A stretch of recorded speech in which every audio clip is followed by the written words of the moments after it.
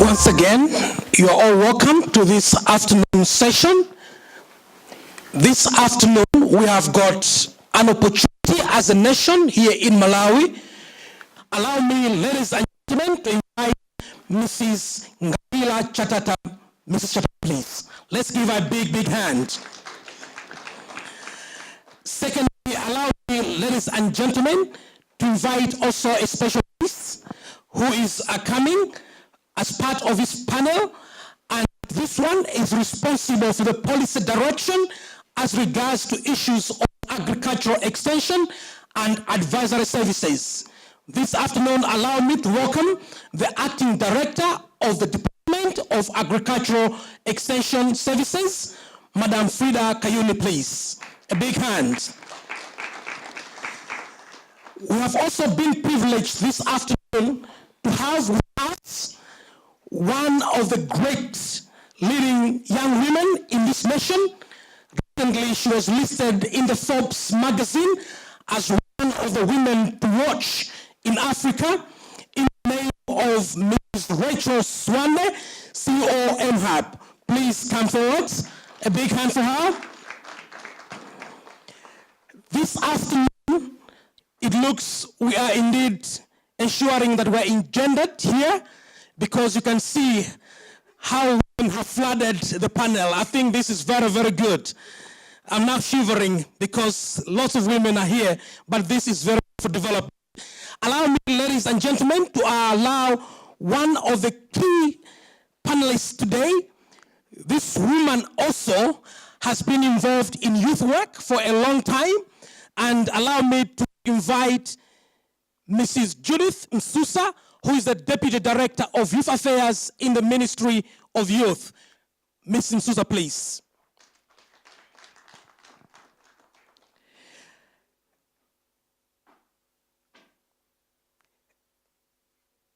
And our next panelist, just to make sure that we're sensitive, will be a man. We wish today to have in the panel YouthNet and Counseling Executive Director, Mr. Martin Nkandawe. Please, sir. Let's give him a big hand.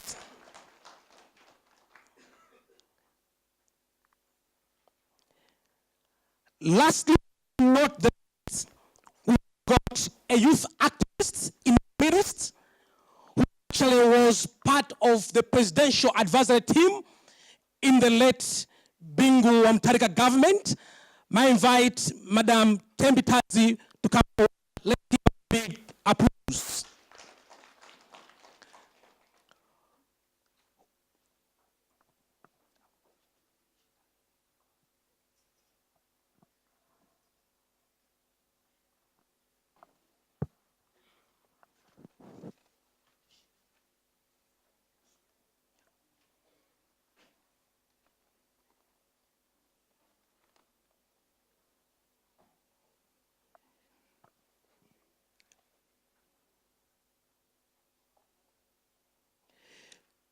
Therefore, in terms of the way we shall handle our time this afternoon, we have got exactly 1 hour for this panel discussion, and it shall involve asking key questions to the panelists, but also we shall allow members who are in the podium or in the auditorium to also ask some key questions about the issue of rebranding agricultural extension to meet the information needs of young agripreneurs, challenges, opportunities, and moving forward.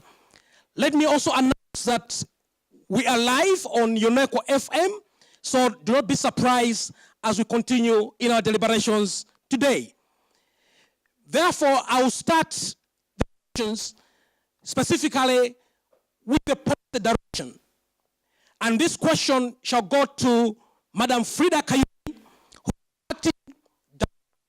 at the Department of Agricultural Extension Services. Madam Kayuni, your services, including the policy direction, has a very big leaning focus towards adult-oriented farming. And no wonder in the schools of higher learning, extension is synonymous with adult learning. Are you sure that Extension is being cautious of the future for agriculture in this country with this kind of narrative that excludes young people as regards Extension? What do you think, madam?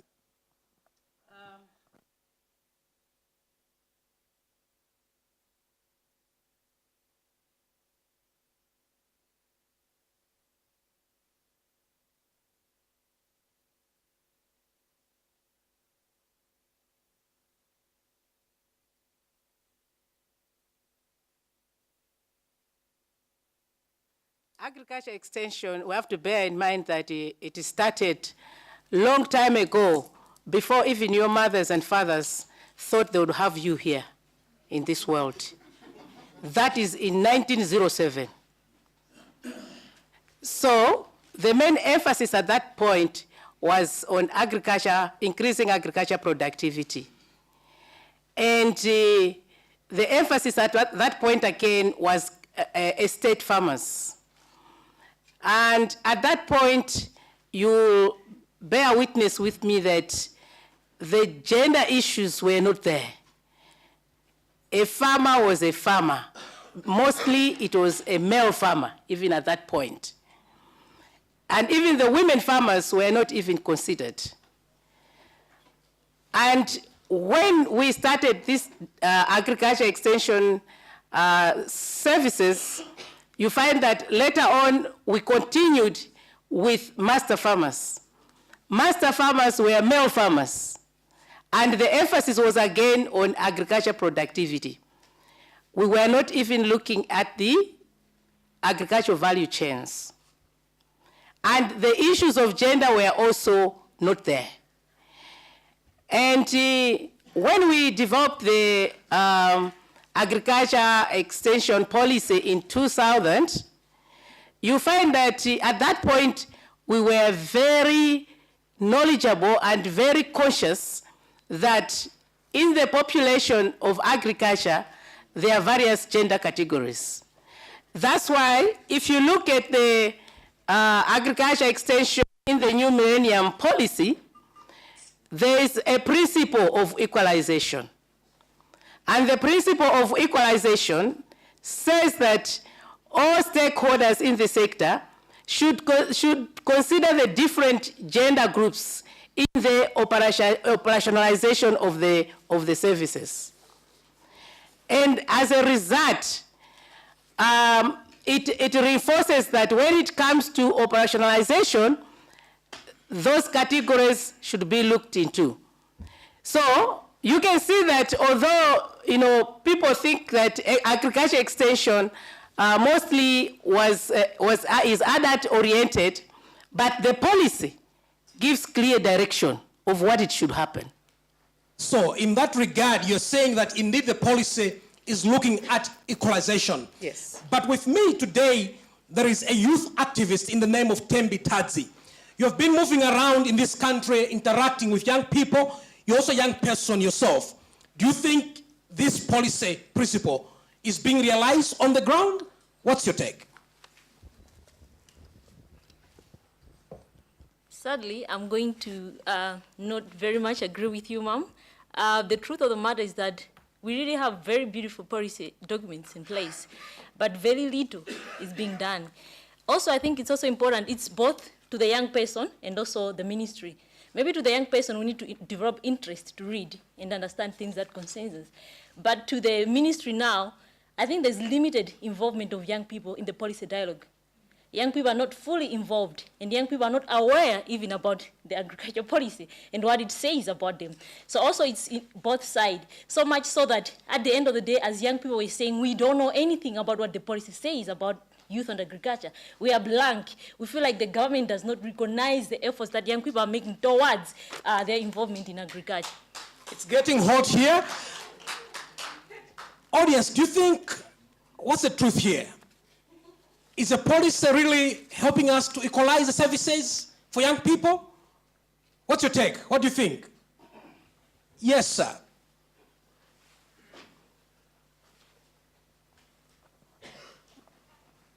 Good afternoon. My name is Fraction Jonas Chinangwa from the Department of E-Government. Department is responsible for ICT policy in the country. I am supporting Madam Kayuni. This is a policy that was developed some time ago, 1908. You said so? 1908. So this one was 2000. 2000, isn't it? Agriculture extension started in 1907. Yes. I'm sure, I haven't seen it, but as a government, senior officer, I know these policies, some of them. What I would suggest is probably to ask Madam Temba if you were called to bring in your idea, because today there was a subject of innovation. Now, what would you want the policy to address in terms of the extension issues? Because there's no need to just to complain, to say, Madam Mom, oh no, you have to do this. But what is it that you want to be? Because it's not static, it's dynamic, it can change from one place to the other. Thank you so much. Actually, I would want also to invite Mr. Ben Kandire. Has been working with young people for a long time in this country under the Youth Net and counseling. What do you think is the situation on the ground? Policy says immunization is there. Are we seeing that happening on the ground as regards extension services for young people or young farmers, as it were? Thank you very much, Rex. To begin with, I think I just want to say, to disagree with you, disagree with my colleague here. The first thing, I think we have to put first thing first here. The challenge that we have in this country is that we have put young people on the periphery. We have placed them in a situation where we want them to be used and we don't want them to be useful. And I think that's a major issue in this country.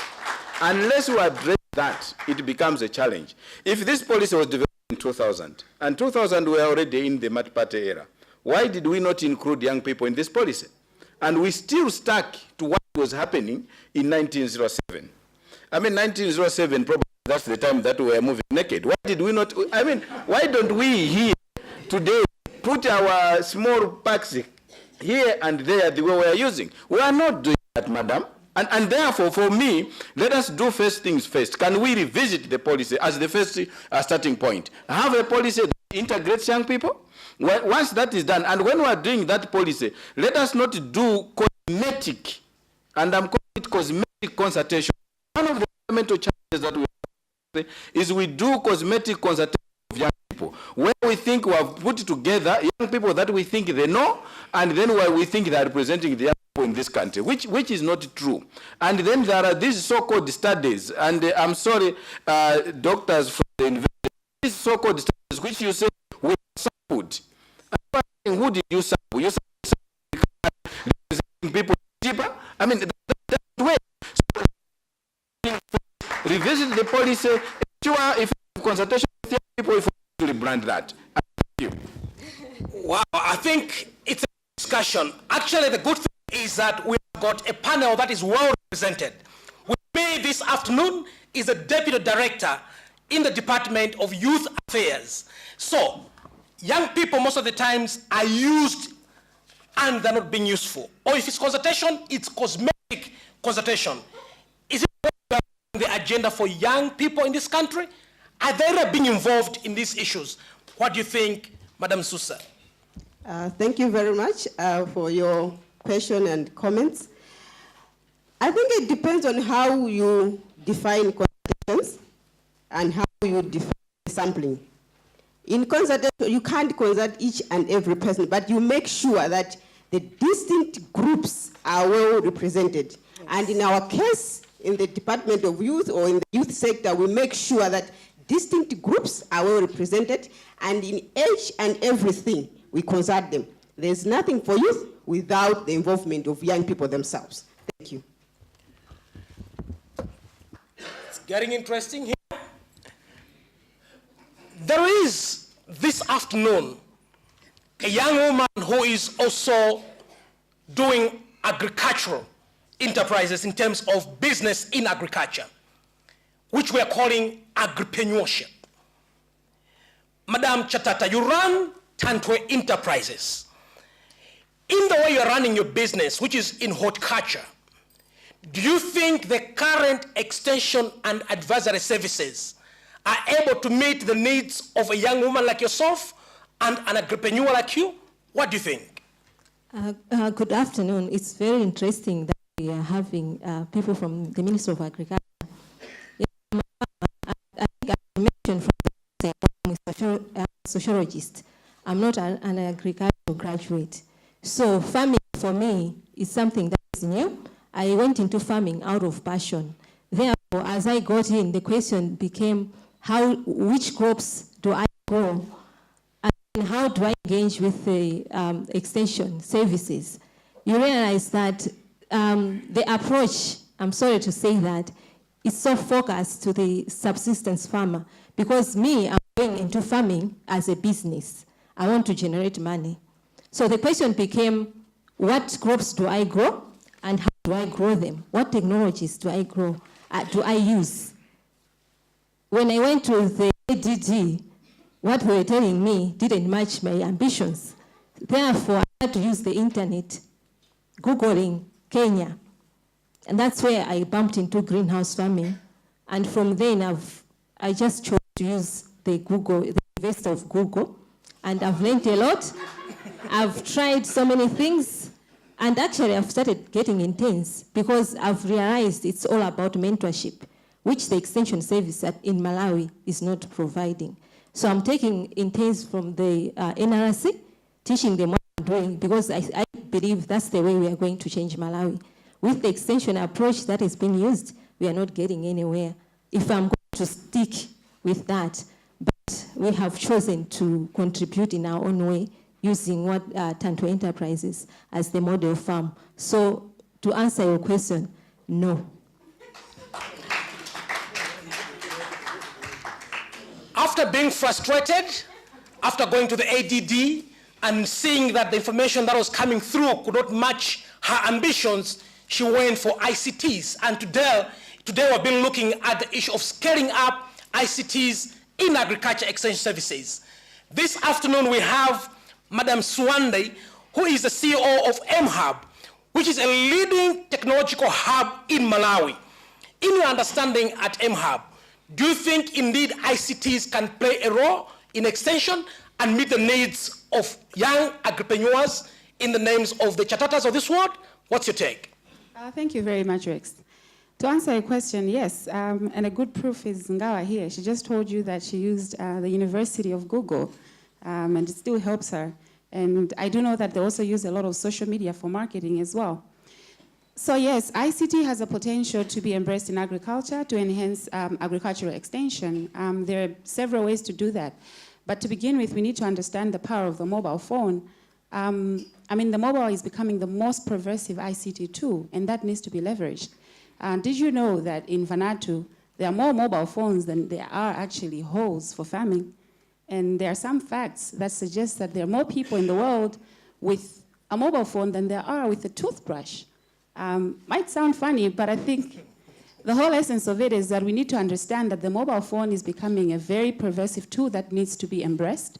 Through mobile, we can send extension messages that are targeted, that are relevant to the value chains that farmers are working in, through SMS for the most basic phone, which is like a Mosewalero, or through USSD, which is what you do star, maybe 232 hash, or it could be through social media, Facebook, or through the web, and indeed through search engines, and there are a lot of resources online.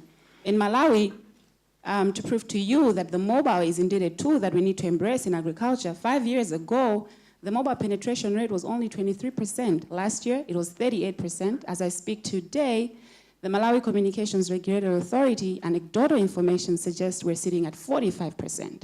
That tells you that that is increasing.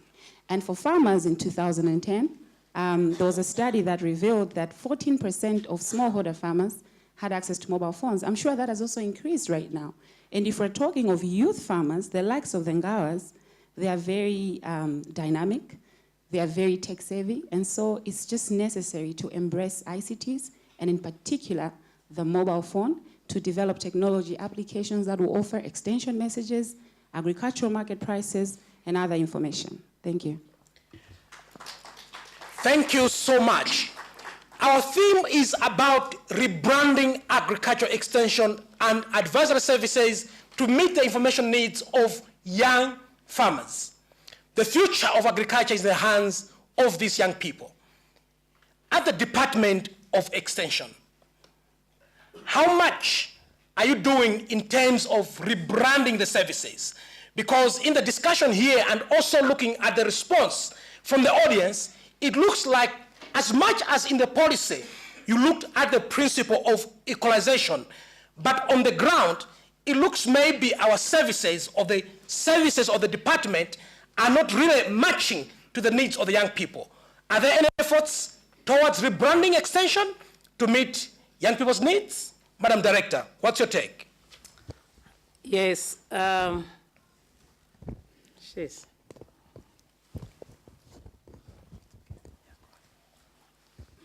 Yeah, thank you very much. Thank you very much. I think what we need to bear in mind is that for a long time, the Ministry of Agriculture has been looking at the agriculture extension in the rural. But there's also agriculture, extension in the urban. And as policy holders, our task is to ensure that the policies are inclusive.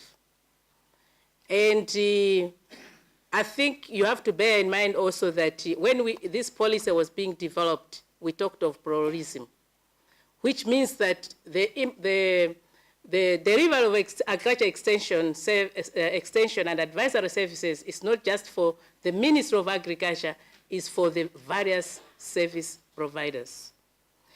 And you bear witness with me that at first, as a ministry, we started with having agriculture extension workers to work at the field level. But then later on, considering that we have to reach people from Chitipa to Sanji, that's why we also started looking at ICT. And that ICT, we did not just look at it in solitude, but in collaboration with other stakeholders who are also interested in agriculture extension and advisory services. That is to ensure that the youth can also access information through ICT. And the use of mobile phones, it's one that we've used a lot. We've used television, we've used radio to ensure that we get the information to the youth. And also, as far as agriculture, we've not just concentrated on productivity, we've looked now on the whole agriculture value chain, which means the youth can also be involved in agro-processing and value addition. They can also be involved in agro-dealership as far as the youth are concerned. And there are clubs, youth clubs in the villages that are looking into that are working on those areas, which shows that we are considering that gender category, the male and female youth. And for your information, we're not just looking at youth in general, we're looking at youth with gender differences, the participation of male and female farmers in those activities. Thank you so very much. That's a very good information from the department. Let's give a hand. That rebranding. That's good, that's good. But one thing that is very clear is that over 65% of this in terms of population are young people. And these are being led by the Department of Youth Affairs. But more often when we have gone out in the communities to ask young people and say, would you want to be involved in farming? Most of the time they say no. Because agriculture has been equated to the poverty mentality. I wanted to ask from the Department of Youth Affairs, how much are you doing to help young people start looking at agriculture as an entrepreneurship venture which they can get into and realize the benefits that are there in agriculture? Because indeed, as a country, we are sitting on God as regards agriculture investments. What's your take, Madam Susa? Thank you very much. Yes, we are promoting people to go into.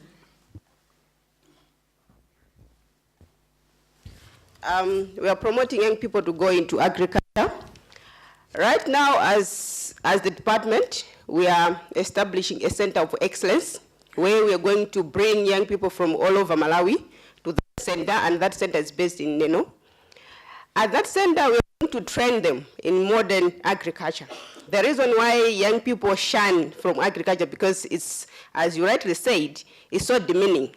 It's all associated with poor people, and the labor is just much. We're going to mechanize the center.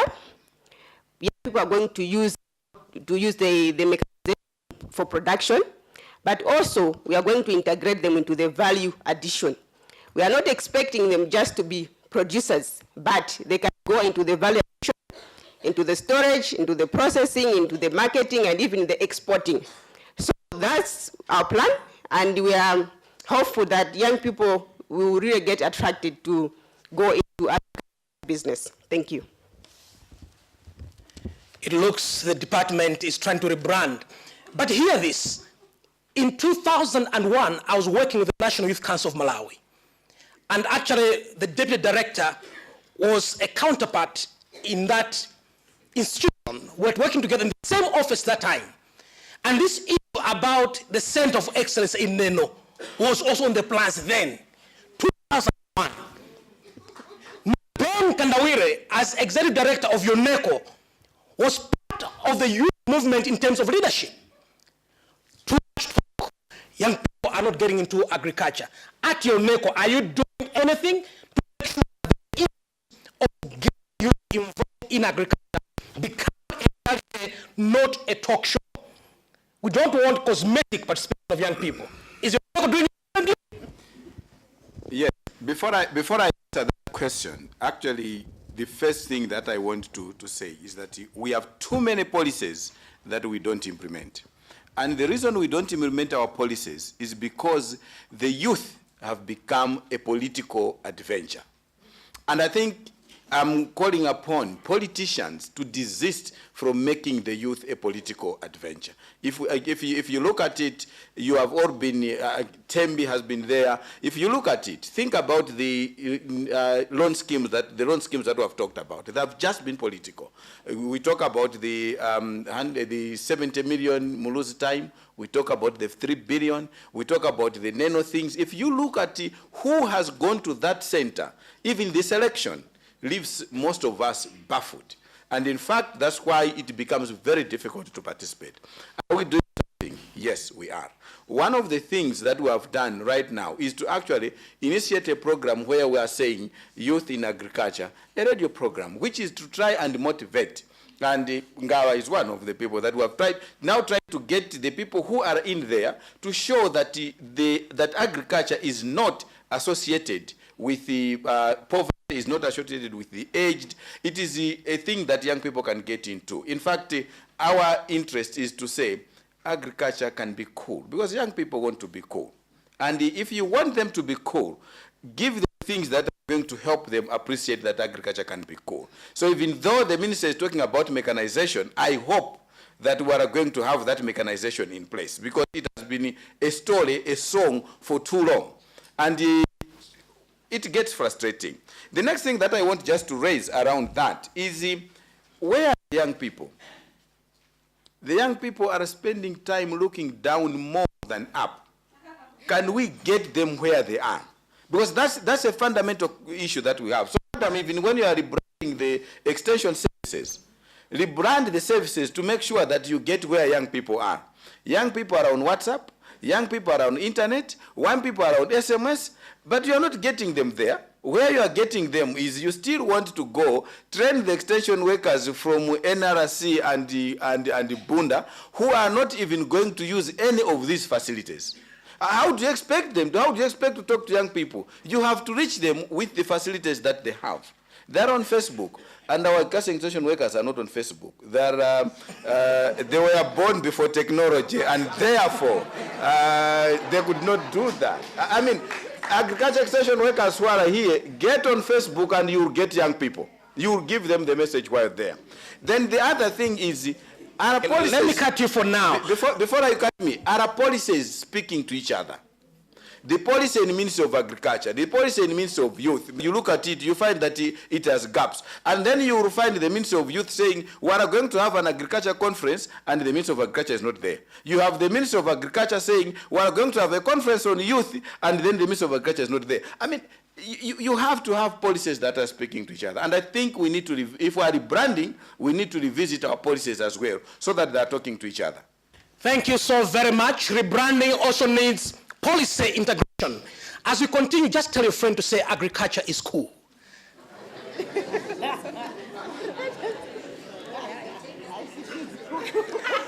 We are here rebranding agriculture to make needs of young people. If you're you're not on Facebook, you're not on WhatsApp, you're not on Instagram, come on, you're being left behind. How shall you meet young people? Because they are there. Once again, tell your neighbor agriculture school.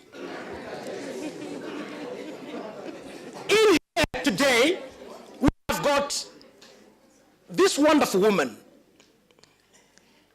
She was sitting in the Presidential Advisory Committee during the late Bingwa Mutharika administration. Tembi Kadzi. You sat closer to the president than I wish I could myself. I've never had that privilege. What were you telling the president then, which if you are given a chance to talk to the president now, who happens to be the brother of the president whom you used to sit in the presidential council, what could you tell the president about rebranding agriculture for young people? Because we see a lot of resources going into young youth development, a lot of funds, YEDEF, MADEF, or you call them what? But all these things are not getting us anywhere. What is the message you want to speak to our president now, as you used to do then? Tembi. Unfortunately, he's not the one, but anyway, I'll still speak.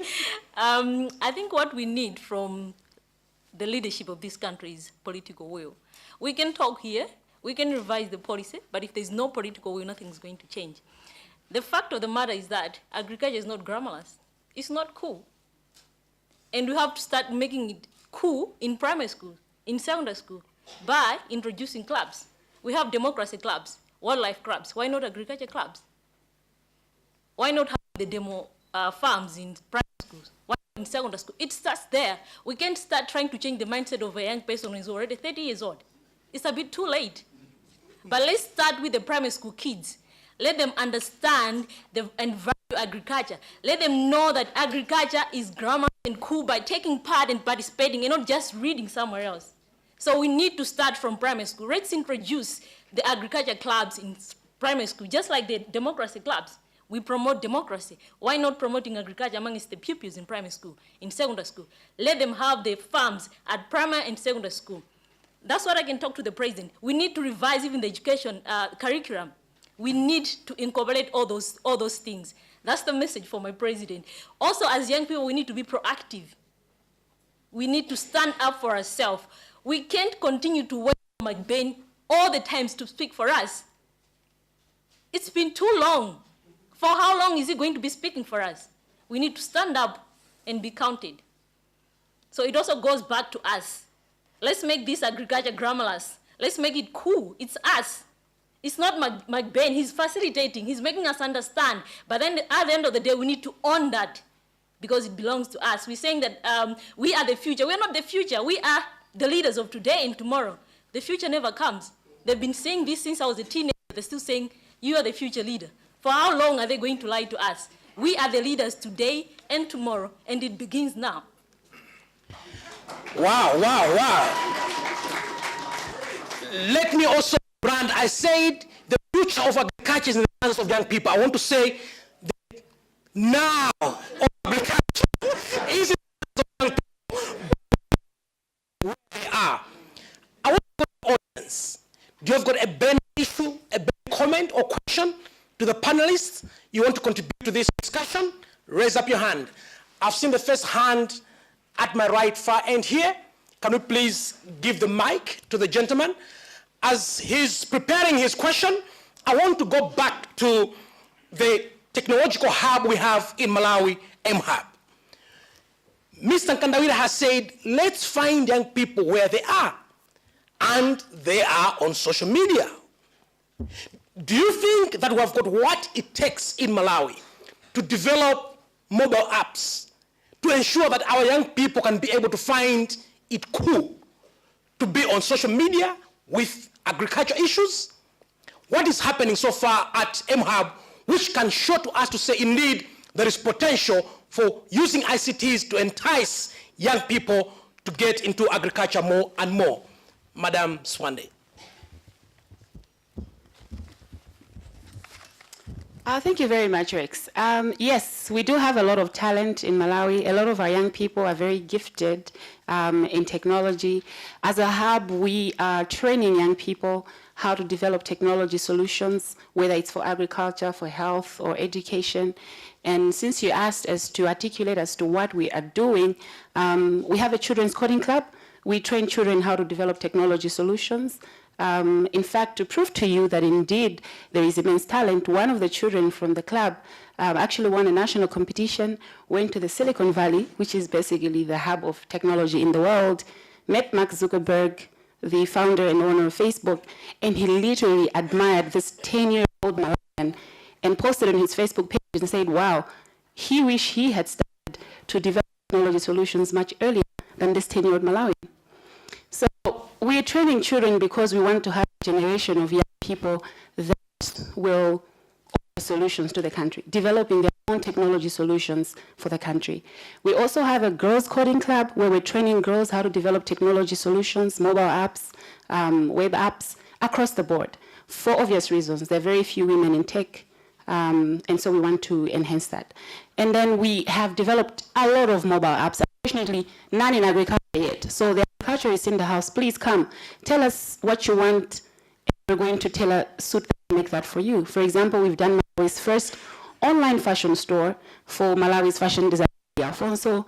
We've done data collection tools for the UNDP, for Save the Children, our app for the Lake of Stars.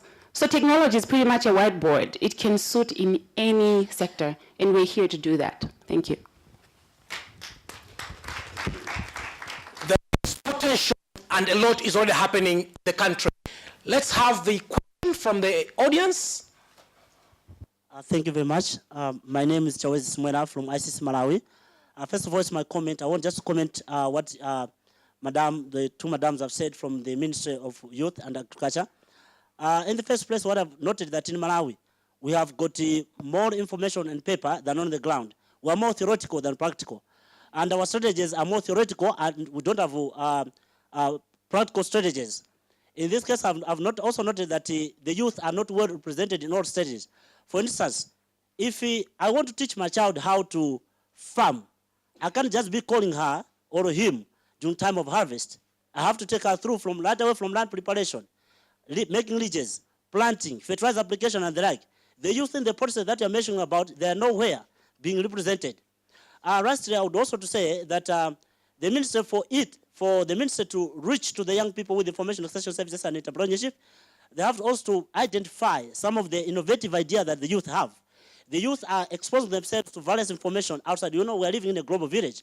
The minister should make use of the innovative ideas that are being identified in various academic sector. Thank you very much. Thank you so much. The whole issue of involvement of young people is very critical. 2 days ago, we went out to the field to look at different structures in the district agriculture extension service system. Can somebody testify if we saw some young people in the area stakeholder panels? Anybody who can testify to say we saw young people? Or it was all adults? Let's be realistic. Can somebody stand and say realistically what you saw? Did you see young people or not? Only one. It looks there is a problem. We need to change the way things are happening. Any more comment from the audience? Yes, all the way from South Africa. Shami, what are you saying?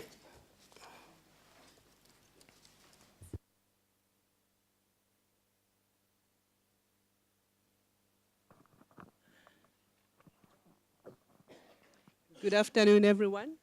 My name is Slami Ngwenya from the Global Forum for Rural Advisory Services. The issue of young people in agriculture is something that is very close to my heart. Based on the experiences that I have working everywhere, I call for broadening the lens through which we look at agriculture if we want to attract the youth. The ICTs is one of them. And if we expand a bit, we look at the value chain. But there are many other opportunities that remain untapped. I promote what I call perfect opportunities for youth in agriculture, and I'm using perfect as an acronym. You look at the policy space. There are so many opportunities for young people to engage in agriculture through the policy lens. You look at the UN and those, they need different skills to engage in that space. You look at education, for example. There are a lot of things that are happening in agricultural education, but we don't sell that to young people. We look at research. It's amazing how agricultural research is organized worldwide, but we are not selling that to the young people for them to engage in the agricultural space. We look at farming, yes, that is the F, but there's also the way, how agriculture is being financed and all those kind of things. The other F, the other E will be extension and advisory services, and I'm happy that now we are talking about rebranding. The other C, that is communications. I can see with this discussion, we are leaning towards communication, social media, and the like. And the T, the issues of trade, technologies, and stuff. So if we really want to attract young people into agriculture, especially when we go to the high school and stuff, let us also expand how we look at agriculture so that we can pull your A student. And A student said, oh no, I don't want to do agriculture, but financing. We need, the BCom student to see, okay, I'm going to do finance, but I'm going to play a significant role in the agricultural space. So what I'm advocating for, let us broaden the lens through which we look at agriculture so that we can attract the young people. Not everybody wants to be a farmer, but they can still add value into the whole agricultural space. Thank you so very much. Young people, warrior. Okay, I want to take one hand. It looks like a young person. Are you young enough to be young? Yes, please. Can we give her the mic?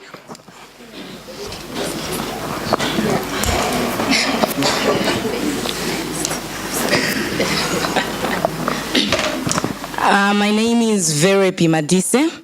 First of all, I want to ask, in the executive committee, do you have a representative for young people? No. Okay, go ahead. Yes, I think that's also something that you should be considering, that in every stage, there should be a young person involved. Because we talk about participation and involvement. When you don't involve us right from inception, then the whole thing becomes, as he said, cosmetic. So you need to involve us right from the start in terms of knowledge.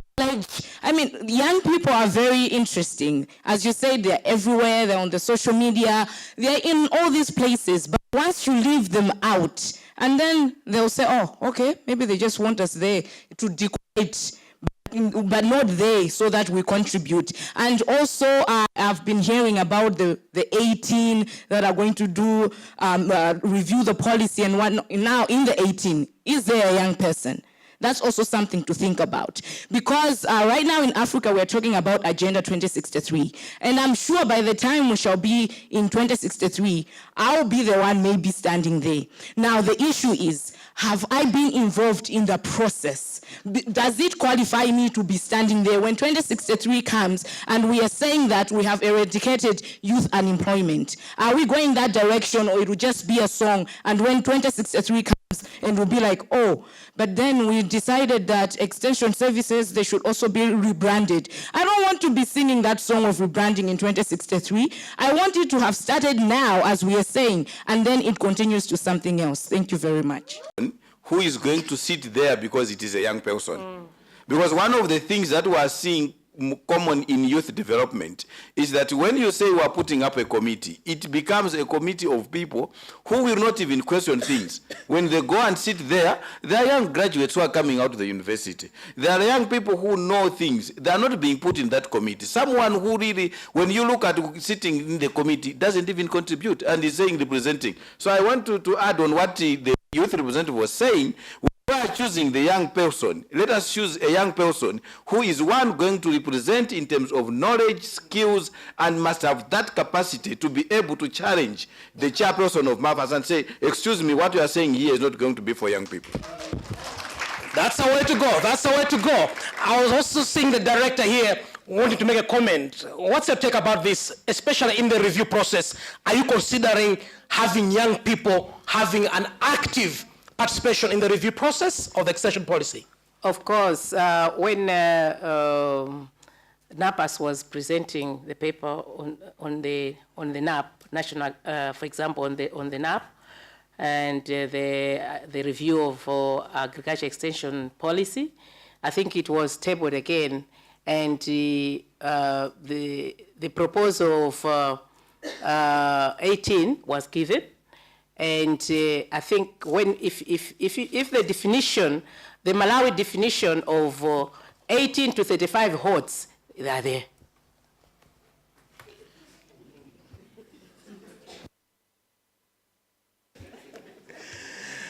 When you hear the audience reacting like that, you know that there is news in that. Okay. Right now, let me go back to panelists. We have got only 10 minutes to go. You can imagine how an hour can go. But that hand has been starting for a long time. Okay, I'll recognize you. I'll recognize you. Allow me to do my job now. Let me go back to Madam Ngawayila Chatata. You went there at the ADD, frustrated, you came back. What do you think needs to change in the Department of Agricultural Extension Services if they can be able to provide extension services for agripreneurs like you? What needs to change? Tell us two things which the director here can take home, and more so because the extension policy is undergoing review. You may not be in the 18-member team, but here is your chance. What needs to change for extension to rebrand for young people? The critical thing is that we need to be business focused. Agriculture is a business, so we have to look at it from a business angle. Therefore, I think the first question, as I said, you want to know which crops are more productive, but also value chains. I like it that you're already mentioning that. But also, how have you involved the private sector? When you look at vocational skills trainings in Malawi, there is no agriculture at the moment. So it explains why when I'm employing someone to supervise a greenhouse, I can't get anyone. So you need to look at vocational skills training as focusing on agriculture specifically.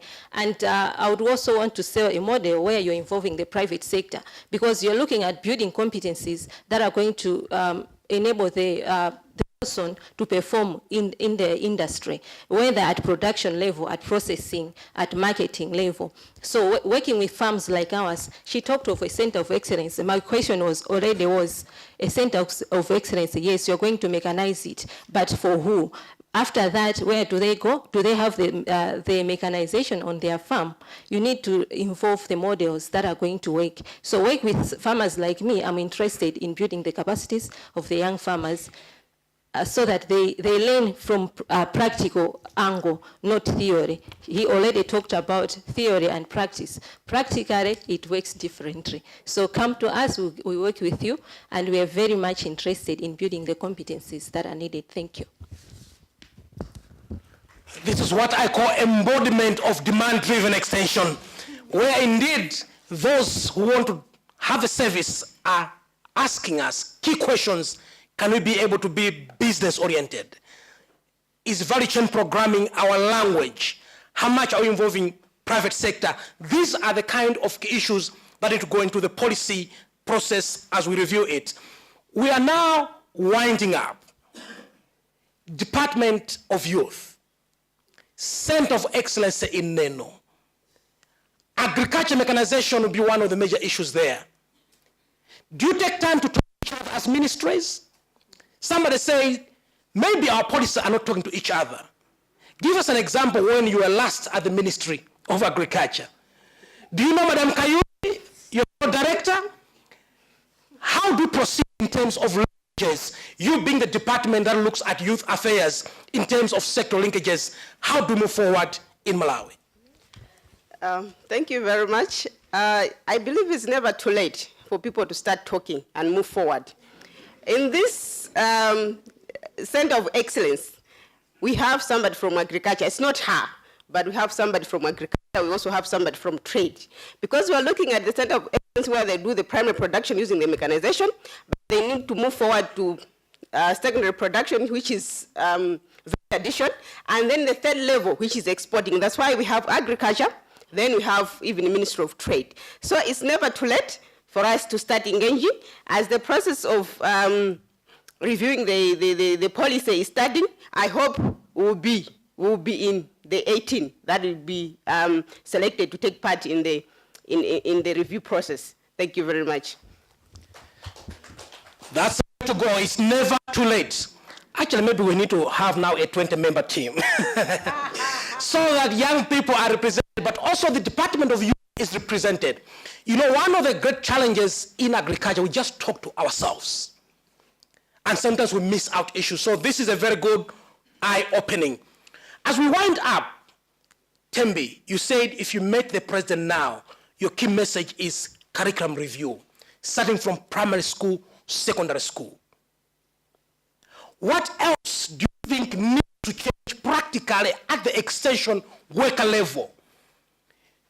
I know you have been moving around in the communities. What do young people really see missing around extension and advisory services, which would say it needs to change if we are to rebrand agriculture in this country? Mark Bain talked about meeting the needs of young people. Today, if you just look around even here, a lot of young people are busy on their phones. This is the way to get to young people. Let's go the E-way, E-extension. Somebody was doing a presentation in the morning and was saying one extension worker has 3,000 farmers, which is very impossible for one extension worker to meet the needs of all those farmers. There's an easier way of reaching out to so many young people by just a click of a button if we go E-extension. So I would encourage that we use the technologies that are available. There's M-Hub, they've committed themselves. Farm Radio is so much into technology. The Department of Youth is also committed to, to contribute. So if we go in a way that young people want, we'll attract them, rebrand agriculture, but also reach to as many young people as possible. Because talk is cheap. Next year, my first week, we'll be talking about rebranding. Next year, we'll also be talking about rebranding agriculture, which is something like Veribi said we don't want to happen. We want to report and say, as a result of last year's first week, this is what has happened so far. We want to report back and share the best practices that have happened because of this meeting. So yeah, let's go the E-way. Let's go, Madam, let's go the E-way. This policy document should reflect the needs of young people. We don't want documents that are just lying in your shelves. We want a document that can even attract a young person to go through it. Even online, a young person should be able to access and see what's in the document. Right now, how many young people don't even know about the agriculture policy? None. Why? We don't like to read hard stuff. We want to read it on our phone, somewhere where we can easily, reflect back and read through. So I would urge the Department of Agriculture to go E-style. Let us make agriculture glamorous and cool. In that way, we're rebranding it, but also attracting young people. And also the issue that I talked about earlier on of going back, I learned it from my boss. I love to talk.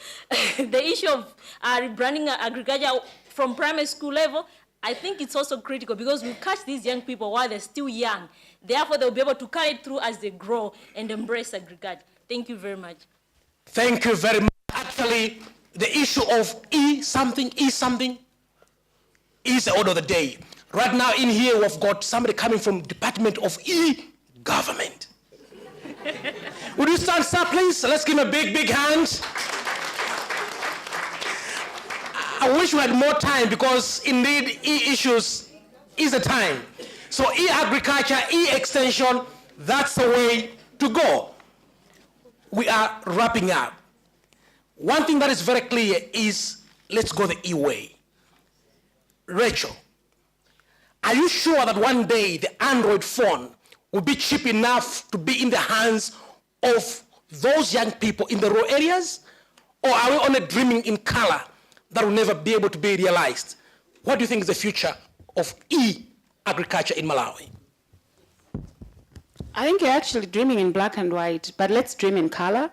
It is possible. The GSMA estimates that in the next few years, by 2020, there should be about 500 million smartphones coming into this part of Africa.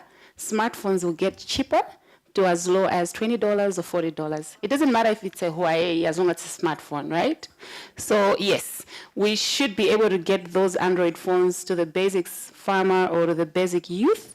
And it would be nice that by the time that happens, there's a lot of agricultural content that is electronic for young people that like to read soft copies, like Tembi said. Thank you so very much. Actually, we are looking at rebranding agriculture, not just as a rhetoric, but a reality. Actually, this year at the National Agriculture Fair, Farm Radio Trust, and UNESCO, and also the Department of Youth Affairs, in collaboration with DICE, want to mount a youth rally talking about agriculture at the Agriculture Fair, so that we can be able to see what young people can be able to participate in the agricultural value chain. So, UNESCO Executive Director, you've told me so many stories about how frustrated you are with us people in agriculture, in the way we treat issues of young people. What do you want us to do to change so that we move forward?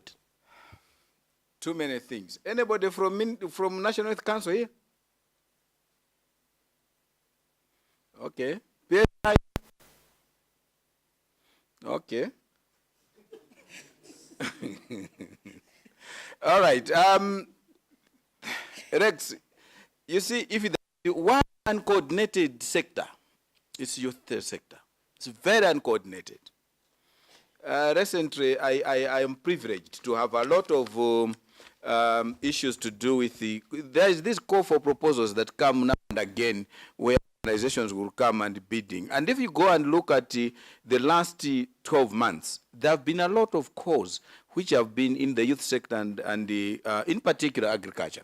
I have known them because so many international organizations have come to me, can we partner on this, can we partner on this, can we partner on that? I've not seen the active participation of National Youth Council as a body that coordinates youth activities. I was deliberately asking, is the National Youth Council here? What I would want to ask if we're going to rebrand is to enhance coordination and collaboration in the youth sector. Madam Sosa was very clever to say it is not too late. And thank you very much to say it is not too late. It's not too late. Let us collaborate. In this country, you have got so many actors in the youth sector, and each organization is working in silo. So you have PSI, right? I was asking of PSI because I know PSI has won the contract from USAID on PAMA, which is on youth and agriculture. And they are not here. We are talking about extension services. They are not here. I'm not even sure whether the department is aware of that or whether they have been able to invite them to such a sector. So that just demonstrates the high level of uncoordination that is existing in the youth sector, which we have to change if we are going to make progress. So if we are going to rebrand, let us enhance coordination and collaboration as my last point. Thank you. Let's give a big hand, a big hand, a big hand. Yes, we shall rebrand, but we need to increase our levels of collaboration and coordination, even including co-location. Madam Director, the ball is in your hands. As the acting director of the Department of Agricultural Extension Services, you lead the way. How do you want to lead the rebranding of extension to meet the needs of young people? Yes, you have mentioned a number of things you're doing, but it looks, the audience says, more needs to be done. Are you ready for change? What are your last remarks today? Thank you very much for that comment. I As the Department of Agriculture Extension Services, we are under the Ministry of Agriculture, Irrigation and Water Development. And the Ministry of Agriculture is just at the end of passing its own policy. And in that policy, one of the major areas is women and youth. Yeah? Which shows that as a ministry, we're already changing the mindset. And secondly, we'll be looking at the reviewing of the agriculture extension policy. And already we are talking of involving the youth in the reviewing, so that when we are developing the next strategy under agriculture extension and advisory services, it's youth inclusive. Thirdly, we are looking at the methodologies and systems and approaches that we're using in agriculture extension. And already we are having the communication branch, which is already looking at the e-communication, the radio, everything. So to me, all what we need to do is perhaps to scale up with organizations that we interact with, so that more information on agriculture can go to the different players that can go through different channels. Because we've got a lot of technologies, a lot of good practices that need to go to the farmers, be it in the rural areas or in the urban. So we are ready for the rebranding. Thank you very much. Big hand, big hand, big hand, big hand applause. The ministry is ready for rebranding. I'd like to thank all the panelists who came this afternoon to this panel discussion. I wish we had much more time to discuss these issues. But indeed, time is now, it's not in the future. Rebranding has come, and we all need to change and embrace it. Thank you all, and God bless you. Thank you.